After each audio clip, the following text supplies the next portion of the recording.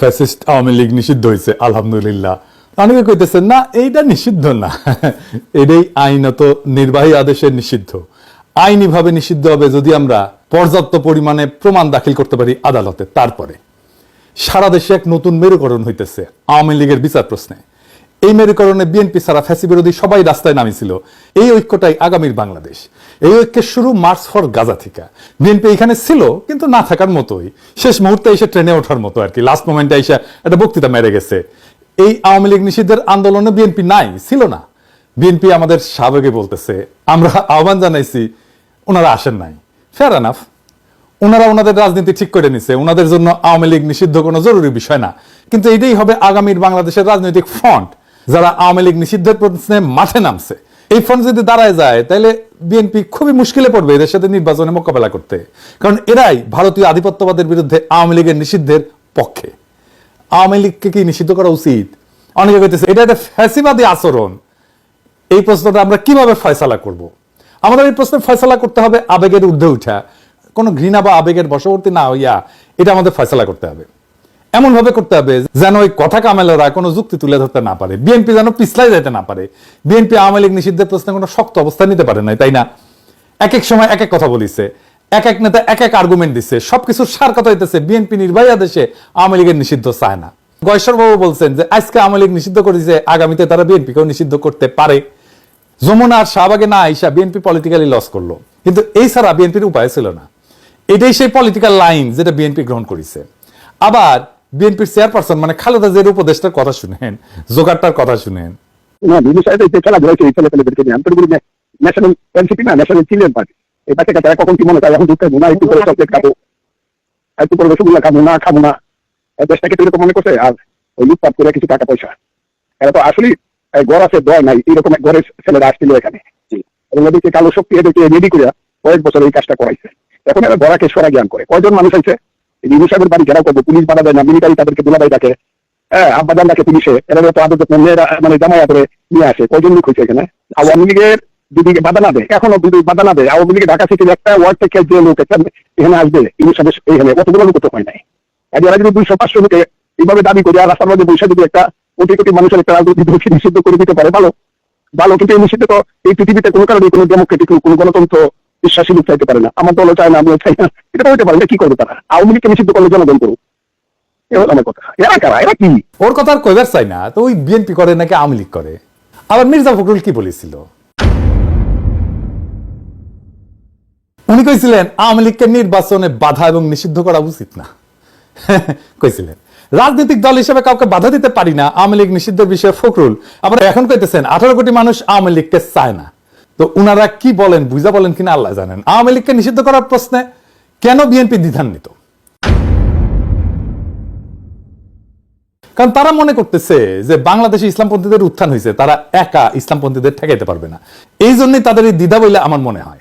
মির্জা ফখরুলের বক্তব্য আমরা পরে আবার একটু বুঝে দেখবো, কিন্তু এবার আসেন দল হিসেবে আওয়ামী লীগের বিচার কেন হবে সেটা একটু বুঝে দেখি। আসিফ নজরুল ভাই বলছেন রাজনৈতিক দলগুলো চাইলে আওয়ামী লীগ নিষিদ্ধ করা যাবে। আওয়ামী লীগের নিষিদ্ধ কি রাজনৈতিক দলের চাওয়ার বিষয় হয়? সব রাজনৈতিক দল চাইলে কি আমরা কোনো রাজনৈতিক দলকে নিষিদ্ধ করতে পারি? আবার ধরেন কেউ চাইতেছে না, তাইলে কি আমরা কোনো রাজনৈতিক দলকে নিষিদ্ধ করতে পারবো না? এটা একটা জটিল প্রশ্ন।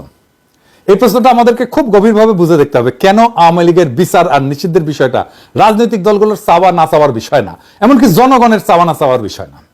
ধরেন একজন ব্যক্তি অপরাধ করলো, তাকে ব্যক্তিগতভাবে দায়ী করা যায়, এটা খুবই সহজ কথা। কিন্তু যখন একটা রাজনৈতিক দল সংগঠিতভাবে অপরাধ করে, রাষ্ট্রবিরোধী কাজ করে, মানবাধিকার লঙ্ঘন করে বা গণতন্ত্র ধ্বংস করে, তখন বিষয়টা শুধু ব্যক্তির অপরাধ থাকে না, তখন তা হয় ইনস্টিটিউশনাল বা সাংগঠনিক অপরাধ, যার বিচার দল হিসেবে করা যায়। তো এই সংগঠিত অপরাধটা কি আসলে? এই সংগঠিত অপরাধ হইতেছে রাজনৈতিক দলের সেই অপরাধ যা রাষ্ট্রের যে বুনিয়াদী আদর্শ সেটাকে ধ্বংস করে দেয়। রাষ্ট্রের বুনিয়াদী আদর্শটা কি এটা বুঝতে হলে আমাদের বুঝতে হবে রাষ্ট্রটা আসলে কি। এই বিষয়টা একটু জটিল মনে হইতে পারে, কিন্তু সেলসেলাইয়া বুঝে যাবেন, কোনো অসুবিধা নাই। এই বিষয়টা আমাদের বোঝা খুবই দরকার, কেন আওয়ামী লীগকে আমরা নিষিদ্ধ করতে চাই। রাষ্ট্র আমাদের সবার সার্বভৌম ক্ষমতার একটা অংশের সমষ্টি, মানে সবার, আপনার আমার সবার সার্বভৌম ক্ষমতার একটা অংশ আমরা দিয়া রাষ্ট্রটাকে বানাই। যে আমরা রাষ্ট্রকে দিয়া, ওই সার্বভৌম ক্ষমতা রাষ্ট্রকে দিয়া তারা শক্তিশালী করি। কেন করি? কারণ সে আমাকে রক্ষা করবে, এটা রাষ্ট্রের দায়িত্ব। ধরেন আমরা কেউ মারলো, একজন মর্যাদাবান মানুষ হিসেবে আপনার আমার দায়িত্ব হচ্ছে পাল্টা মাইর দেওয়া, তাই না? যে আমরা মারছে, আমরা পাল্টা মার দিই না, কেন দিই না? আমি আমার পাল্টা মার দেওয়ার ক্ষমতাকে রাষ্ট্রের হাতে অর্পণ করি আর বলি আমার এই ক্ষমতা নাও, আর আমারে যে মারছে তার বিচার করো। এই যে রাষ্ট্রের সাথে আমার বোঝাপড়া, জনগণের যে চুক্তি, আমি যে কইলাম যে আমার ক্ষমতা নাও, তুমি এটার বিচার করবা, এটাই হইতেছে সংবিধান। আমার রাষ্ট্রের কাছে নিবেদন করার শক্তি নিয়ে তৈরি হয় রাষ্ট্রের প্রতিষ্ঠান, পুলিশ হয়, আর্মি হয়, আদালত হয়, নির্বাচন কমিশন হয়, আমলাতন্ত্র হয়। তাহলে রাষ্ট্রের মৌলিক কাজ হতেছে নাগরিকের সুরক্ষা দেওয়া। সরকার আমরা নির্বাচন করি এই রাষ্ট্রকে চালানোর জন্য, সে আমার আপনার চাকর, কিন্তু সেই যখন মালিক হইয়া বসে আর রাষ্ট্র যেটার মালিক সেটা দখল নিয়ে নেয় আর আমার বিরুদ্ধে কৃপান তোলে, আমার সুরক্ষা কি? আমি হয়ে যাই জুলুমের শিকার, আমার ক্রস ফায়ারে দেয়, আমার গ্রুম করা হয়, আমার সম্পদ লুট করা হয়, সে বলতে থাকে এটা আমার দেশ, আমার বাবা স্বাধীন করেছে, আমি দেশের মানুষকে খাওয়াই, আমি এটা করে দিয়েছি, ওইটা করে দিয়েছি, আমি তো বলে দিয়েছি, সব বন্ধ করে বসে থাকবো, আমি টিভি চ্যানেল দিয়েছি, আমি মোবাইল দিয়েছি, আমি উন্নয়ন করেছি, আমি আমি আমি আমি আমি আমি এইটা একটা রাষ্ট্রের সাথে ওই নাগরিকের সাথে কন্ট্রাক্টের বর খেলাম। এটাই রাষ্ট্রের বুনিয়াদী বৈশিষ্ট্যকে ধ্বংস করা। এই দলকে রাষ্ট্রে থাকতে দেওয়া যাবে না, এটা ক্যান্সার। এটাকে কাইটা ফেলে না দিলে আপনাদের মেরে ফেলবে। সব দল যদি চায়, সব মানুষ যদি চায় না এই দল থাকুক, তাও এটারে থাকতে দেওয়া যাবে না। মির্জা ফখরুল বলেন যে জনগণ সিদ্ধান্ত নেবে আওয়ামী লীগ থাকবে নাকি থাকবে না। এটা একটা বুলশিট। এটাতে বোঝা যায় উনি রাজনীতি বিষয়টাই বুঝেন না, অথবা ইচ্ছা কইরা বিভ্রান্ত করতেছেন। আওয়ামী লীগকে নিষিদ্ধ করা জনগণের সিদ্ধান্ত নেওয়ার বিষয় না, এটা আগে আলাপ করছে কেন আরেকবার একটু বুঝে দেখি। কোন দল তাদের আদর্শ বা রাজনীতি একটা গণতান্ত্রিক রাষ্ট্র সহ্য করতে পারবে কিনা, এই সিদ্ধান্তগুলো নির্ধারিত হয় মূলত আইনের শাখা বা জুরিসপ্রুডেন্স এবং রাজনৈতিক দর্শনের আলোকে। এগুলোর সাথে জনমতের কোনো সরাসরি সম্পর্ক নাই, এটা জনমতের বিষয়ই না, এটা একটা আইনি বিষয়, এটা একটা রাজনৈতিক দর্শনের বিষয়। জনমত দিয়ে তাইলে কি করা হয়? জনমত দিয়ে করা হয় রাষ্ট্র কেমন হবে, কি ধরনের ন্যায় বিচার ভিত্তিক কাঠামোর উপরে দাঁড়াবে, সেটাই জনমতের মূল ফয়সালা। এই জনমতের ভিত্তিতে রাষ্ট্রে যে একটা ইনসাফের কাঠামো গড়ে ওঠে, ইনস্টিটিউশন গড়ে ওঠে, আমরা যেটাকে ইনস্টিটিউশন বলি, সেইটাই আইন প্রয়োগের মাধ্যমে কার্যকর হয়। কখনো কখনো জনমত রাষ্ট্রীয় ফাউন্ডেশনের, এই বুনিয়াদী ফাউন্ডেশনের পরিপন্থী হতে পারে। সেই পরিস্থিতিতে জনমতে তোয়াক্কা করা যাবে না।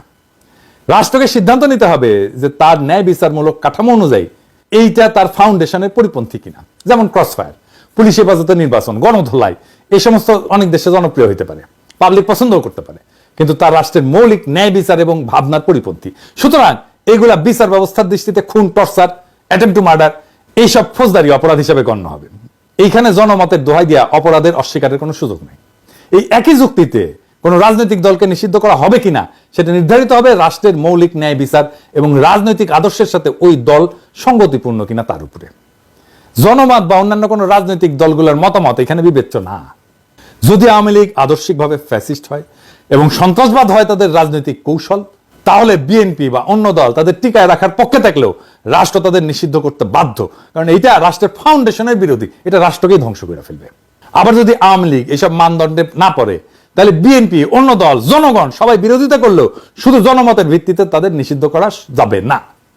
আওয়ামী লীগকে নিষিদ্ধ করাটা ফ্যাসিবাদ না, বরং ফ্যাসিবাদের দোহাই দিয়ে এই ইন্ডিয়ান মাফিয়া দুর্বৃত্তকে টিকায় রাখাটাই একটা ফাতরামি। এরকম ফাতরা বাংলাদেশে অনেক জন্ম নিয়েছে, কথা কামাল একটা সবচেয়ে বড় ফাতরা হয়েছে। ওরা রাজনীতি বুঝাই দিতে হবে, রাজনীতি কি।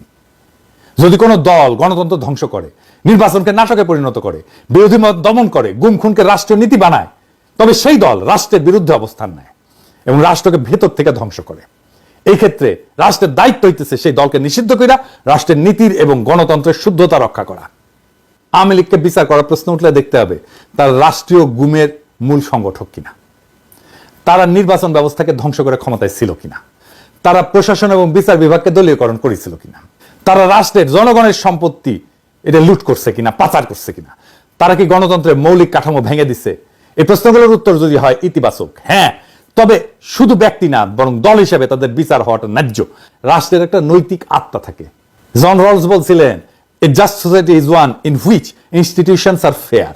একটা ন্যায্য সমাজ সেটাই যেখানে প্রতিষ্ঠানগুলো ন্যায্য। যদি কোনো দল রাষ্ট্রীয় প্রতিষ্ঠানকে অন্যায্যভাবে ব্যবহার করে, তবে সেই দলের অস্তিত্বই রাষ্ট্রের ন্যায়বোধের পরিপন্থী। এই কারণে আওয়ামী লীগ একটা সংগঠিত অপরাধী শক্তিতে পরিণত হয়েছে, রাজনৈতিক দল এটা নাই। তাই এই সংগঠিত অপরাধী দলকে নিষিদ্ধ করা একটা ন্যায়পরায়ণ রাষ্ট্রের দায়িত্ব, দল না, রাষ্ট্র গুরুত্বপূর্ণ। রাষ্ট্র গণতন্ত্র রক্ষা করতে ব্যর্থ হইলে সেটা তার নিজের আত্মাকে হত্যা করে। আওয়ামী লীগ যদি বারবার প্রমাণ করে তারা গণতন্ত্র, মানবাধিকার, আইনের শাসনকে ধ্বংস করেছে, তবে সেই দলের প্রতি সহনশীলতা নয়, বরং আইন এবং নৈতিক বিচারে নিষিদ্ধ করাই হবে প্রকৃত প্রগতিশীলতা। দেখেন, মুজিবের আমলে এইটা স্বৈর শাসন আনছে না, আবার হাসিনার আমলে ফ্যাসিবাদ। একই দল তো, তাই না? একই দল তো বাকশাল করছে, একই দল হাসিনা করছে, একই দল হাসিনা ফ্যাসিবাদ করছে। এইখানে শাহবাগ, যেহেতু শাহবাগে আন্দোলনটা হয়েছে, একটা অংশ প্রথমে শুরু হয়েছিল যমুনার পরে, তারপর ওখান থেকে শাহবাগে আসছে। এখানে শাহবাগ নামটা বিএনপি নিয়ে আসছে 2013 সালে জামাত বিরোধী আন্দোলনের আইকন হিসাবে। যে আন্দোলন ফ্যাসিবাদ কায়েম করছিল, বিএনপি কইতেছে শাহবাগে সবাই গেছিল, ছাত্রদল যায় নাই। এটা 6 ফেব্রুয়ারির সংবাদ, মানে শাহবাগ শুরু হওয়ার পর দিন। আর 12 ফেব্রুয়ারিতে বিএনপি শাহবাগকে স্বাগত জানাইছে। হ্যাঁ, ওইটা আর কয় না। হ্যাঁ, বুঝছাও। এইবার বিএনপির লোকেরা বলেন তো, আপনার দল কেন স্বাগত জানাইছিল? বিএনপির অনেকে, আমিও সিপিবির কর্মী হিসেবে শাহবাগে গেছিলাম, আমি সাক্ষী, বিএনপির লোকেরা গেছিল। আমার দল শাহবাগ ত্যাগ না করলেও আমি দল ত্যাগ করে তওবা করেছি, ভুল স্বীকার করেছি ব্যক্তি হিসাবে। বিএনপির লোকেরা আমার শাহবাগের টাইমে স্ক্রিনশট আর আগে ভিডিও নিয়ে লাদায়, দেখায় আর কি, যে দেখো দেখো দেখো কি কইছিল কি কইছিল কি কইছিল, এই নিয়ে আলাপ করবো আজকে। কিন্তু আপনার দল বিএনপি যে শাহবাগের স্বাগত জানিয়েছিল, তার জন্য তওবা করেছিলেন, করেন নাই। হ্যাঁ, বেশি ফাতরামো করেন না। হ্যাঁ, বেশি ফাতরামো করেন না, আপনারাই ধরা খাইবেন। শাহবাগ আওয়ামী নিষিদ্ধের আন্দোলনের জায়গা হইয়া তার ঐতিহাসিক পাপ মোচন করেছে। জার্মানিতে একটা জায়গা আছে, রেইনহার্ড হেডরিক প্লাৎজ বলে, বার্লিনে। 1930-এর দশকে নাৎসিবাদের জন্ম ওই জায়গাটায়। হিটলারের জার্মানির প্রতীক স্থান ছিল এটা। আর 60-70 দশকে এইখানেই ছাত্র জনতা নাৎসি অতীতের বিরুদ্ধে এবং সমাজতান্ত্রিক অধিকারের দাবিতে আন্দোলন করে। প্রথমটা ছিল ফ্যাসিবাদের প্রতিষ্ঠার পক্ষে, দ্বিতীয়টা ফ্যাসিবাদের বিচার এবং গণতন্ত্রের দাবির পক্ষে। চীনে দেখেন না, তিয়ানানমেন স্কোয়ার এনকে ছিল 1949 সালে কমিউনিস্ট পার্টির বিজয় ঘোষণা করা হয়েছিল এবং গণচীনের প্রতিষ্ঠার আনুষ্ঠানিকতা এই স্কোয়ারে হয়েছিল। আবার 1889 সালে, তখন আমরা ছাত্র, কেবল ছাত্র জীবনের শেষ দিকে, সে একই স্কোয়ারে ছাত্র তরুণদের গণতন্ত্র এবং রাজনৈতিক সংস্কারের পক্ষে বিশাল বিক্ষোভ হয়েছিল। পরে সেনাবাহিনী গুলি কইরা সেটা দমন করে।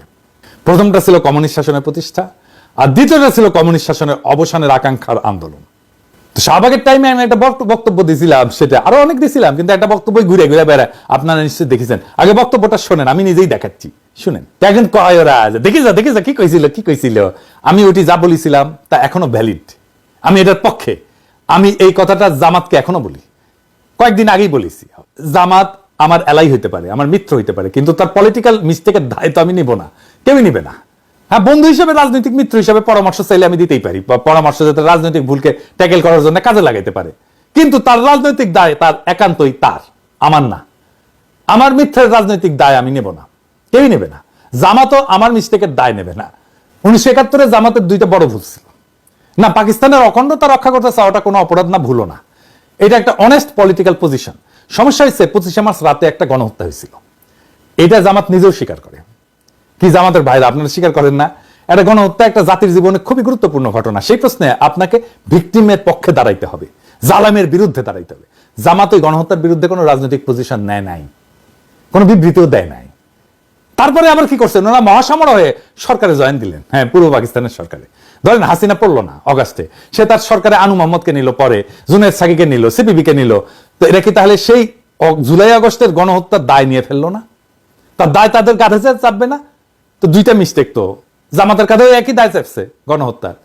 জামাতকে প্রশ্নের ফয়সালা তো করতেই হবে, এটাকে ফয়সালাবিহীন রাখা যাবে না। আমি ওই সময় ওই বয়সে মিস্টেকটা খুবই সঠিকভাবে ধরতে পারিছিলাম। চালান এটা বরং বোঝাবে যে আমি কোনো পলিটিক্যাল মিস্টেক করি নাই। আওয়ামী লীগ নিষিদ্ধ হয়েছে, এটা কোনো প্রতিশোধ বা কোনো প্রতিহিংসার বহিঃপ্রকাশ না, এটা হলো রাষ্ট্রের আত্মরক্ষার একটা জরুরি পদক্ষেপ। এই সিদ্ধান্ত কেবল রাজনৈতিক না, এটা ন্যায় বিচারের প্রশ্ন, ইনসাফের প্রশ্ন। আজ বাংলাদেশের রাজপথে যারা আওয়ামী লীগের নিষিদ্ধের দাবি নিয়ে দাঁড়াইছিল, তারা কেবল একটা দলের বিরুদ্ধে না, তারা দাঁড়াইছে ফ্যাসিজম, দখলদারিত্ব, রাষ্ট্রীয় সন্ত্রাস, ভারতীয় আধিপত্য, ভোট চুরি, গণতন্ত্রহীনতার বিরুদ্ধে, মানবিক অধিকার ধ্বংসের বিরুদ্ধে। বিএনপি ইতিহাস ঘন মঞ্চে থাকতে পারলো না, আফসোস। তাতে কিছু আসে যায় না, ইতিহাস অপেক্ষা করে না। যে ফ্রন্ট আজকে রাজপথে নামছে, তারাই ভবিষ্যতের বাংলাদেশ রচনা করবে। এই লড়াই কোনো দলের পক্ষে বা বিপক্ষে না, এই লড়াই একটা নতুন রাষ্ট্র চিন্তার পক্ষে, যেখানে জনগণ হবে মালিক, রাষ্ট্র হবে তাদের রক্ষক, আর আইন হবে সকলের জন্য সমান। ফখরুল সাহেবরা যতই বলুক নিষিদ্ধ করা উচিত না, জনগণ আজ সিদ্ধান্ত নিয়ে ফেলছে, এই দল আর রাষ্ট্রে থাকতে পারবে না। কারণ এই দল জনগণের উপর চালাইছে যুদ্ধ, এই দল আদালত, প্রশাসন, নির্বাচন সবকিছু ধ্বংস করে নিজের জন্য একটা ব্যক্তি নির্ভর ফ্যাসিস্ট রাজত্ব কায়েম করছিল। এখন সময় আসছে জনগণের রাষ্ট্র পুনর্গঠনের। যারা আওয়ামী লীগের বিচার চায়, নিষিদ্ধ চায়, তারাই আজ বাংলাদেশের আসল গণতান্ত্রিক শক্তি। ইতিহাস একদিন বলবে এই নিষিদ্ধই ছিল গণতন্ত্র পুনরুদ্ধারের প্রথম পদক্ষেপ। আর এই যাত্রা যেটা শুরু হয়েছে সেটা কোনো একক নেতার না, কোনো দলীয় কৌশলেরও না, এটা জনগণের বিপ্লব, এটা আত্মার দাগ। এই আওয়ামী লীগের নিষিদ্ধ করে আমাদের যে যাত্রা, সেটা ইতিহাসের শুরু, শেষ না। আমরা এটা শেষ পর্যন্ত নিয়ে যাব, জনগণের বিপ্লবকে চূড়ান্ত লক্ষ্যে পৌঁছে দেব ইনশাল্লাহ। ইনকিলাব জিন্দাবাদ।